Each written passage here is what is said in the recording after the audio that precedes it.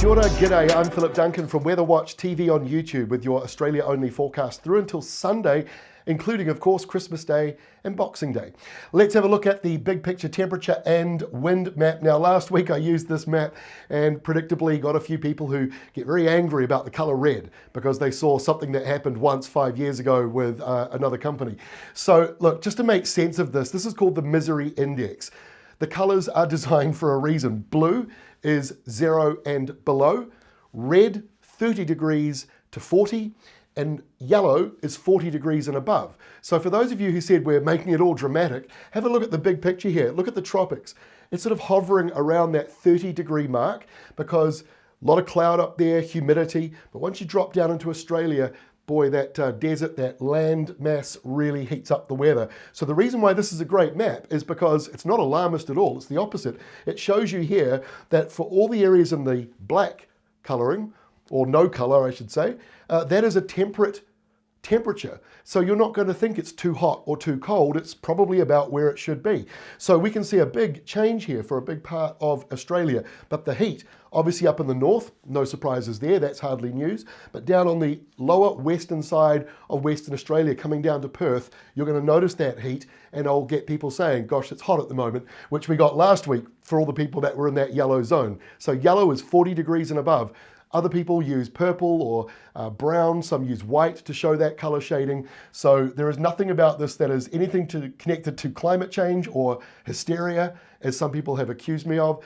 It's just the temperature map. It's just showing you, as I say, the misery index, blue is cold, red is hot, and yellow is 40 degrees and above. That's what is usually considered excessive heat. So let's have a look now going into Tuesday. This is going to be probably the quietest forecast I've given in the last 15 months that I've been doing these Australian weather videos, because there is not much rain in your forecast through till Sunday. Good news for the holiday makers and those who love Christmas and want the sunny days. If you need rain, this might be a bit of a tough one. So Tuesday, still heat, or hot, I should say, still got the heat in that southwestern corner. We've got a little bit of low pressure in Western Australia. That might drive in a couple of showers, mostly inland. And we've got the usual showers at the top of Australia. But as I say, there's a slightly more refreshing change in the south, a high pressure zone passing south of Adelaide and moving towards Melbourne. That's the reason why you got that southerly flow. So showers on the west coast of Tasmania and a few coastal showers around parts of Victoria, especially to the southeast. They might just brush New South Wales. Otherwise, really not a lot to talk about on Christmas Eve. Big storms to the south of us, though, carrying on where all those yachts are. As we go through into Christmas Day itself, a remarkably settled day, considering what's possible. So we've got light winds, the heat returning more to South Australia, a slightly cooler change coming into Western Australia in the southern end there, or the southwestern side. You can see the blue line there. That's a sign of a cold southerly.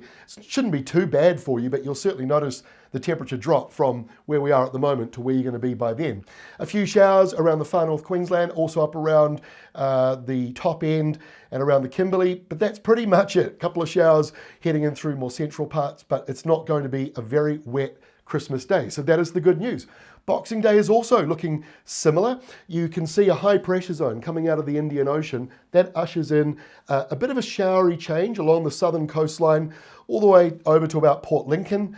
You'll be seeing a few showers, not very much, but that wind will be cooler coming straight off the southern ocean for you. And just ahead of it, you got windier weather as well. So, or pushing inland, I should say, it gets windier through there. So a bit of a windy south to southeasterly flow, especially in South Australia. And you jump over to Victoria and Tasmania and around Canberra, and you've got a windy north to northwesterly. So it's going to be a hot day for you on Boxing Day, especially in Melbourne, and probably also other parts of Victoria, Canberra, Sydney, and further northwards as well. But perhaps around Brisbane, the Sunshine Coast, and up towards Townsville, you've got a breeze coming off the Tasman and off the Coral Seas.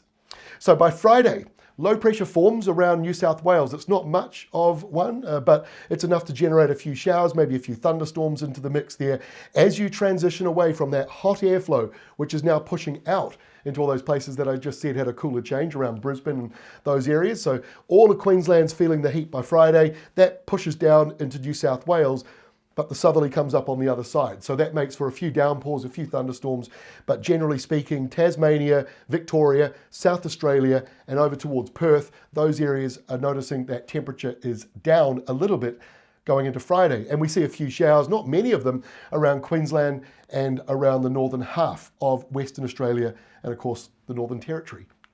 Okay, to Saturday now. Now we're starting to see a bit more of a traditional forecast.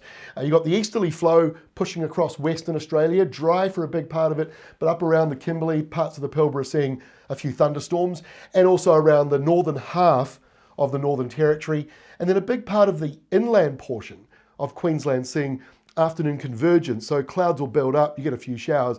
Whether or not you get much out of that, the pale blue suggests you won't get very much from that. And we see in the northeastern corner really of New South Wales a risk of some severe thunderstorms developing into Saturday afternoon. And on the southern coastlines in Tasmania, you've still got that cooler breeze blowing through off the sea and bringing a few showers. So by the time we get to Sunday, not a great deal of change from Saturday, to be honest with you. Still those showers in the same parts of Queensland and New South Wales. High pressure over the Great Australian Bight, so mostly dry there. The pale blue is 0.2 millimetres over 24 hours. So you can basically say that's a dry day, but you might get a shower. It's not going to be very much. Most of the showers in that flow will be around Tasmania. All right, let's now take a look at the Vend Globe. A lot of the boats are now starting to pass the Australian area. There's a big cluster of them around south of Tasmania. The New Zealander in there as well. Another boat abandoning the race, heading off by the looks of it into Tasmania or Victoria to end their race. But the rest of them still tracking south of New Zealand. And now look at this, they're coming in towards Cape Horn in South America. So that's quite a contrast, dealing with waves of 3 to 5 metres.